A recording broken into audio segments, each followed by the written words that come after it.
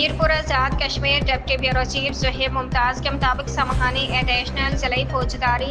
عدالت سمہانی نے قتل کے اہم مقدمہ کا فیصلہ سنا دیا۔ جرم ثابت ہونے پر مجرم بلال ولد ابرار کو سزائے موت و جرمانہ اور مجرم احمد مجتبیٰ کو 7 سال سزائے قید و جرمانہ سنا دی۔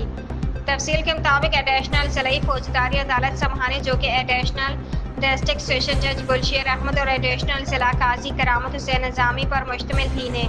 پولیس تھانہ چوکی کے مشہور مقدمہ قتل سرکار وزیر محمد مقصود اختر ولد منگا خان ساکٹ پنڈ جٹا بنام بلال ابرار ولد ابرار حسین و احمد مجتبیٰ ولد اشتیاق احمد ساکران جب کا فیصلہ سنا دیا۔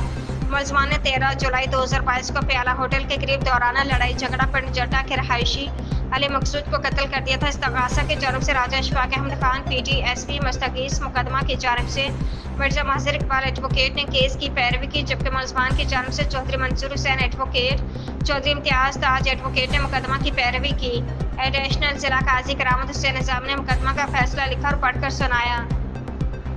جس کے تحت ملزم بلال ابرار ولد ابرار حسین ساکن جب کو باجرائم AA 15-2 302 3373 324 34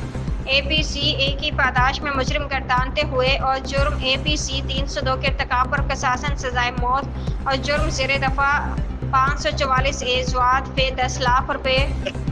بطور کمپنسیشن و دیگر سزائیں دی گئی ہیں، جبکہ ملزم احمد مجتبیٰ ولد محمد اشتیاق ساکن جب کو جرائم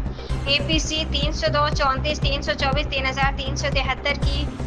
پاداش میں مجرم گردانتے ہوئے 7 سال قید محض جرمانوں کی سزا دی گئی۔ مجرمان جملہ سزائیں ڈسٹرکٹ جیل بھنور میں بھگتیں گے۔ مستغیث مقدمہ نے عدالتی فیصلے پر اطمینان کا اظہار کیا۔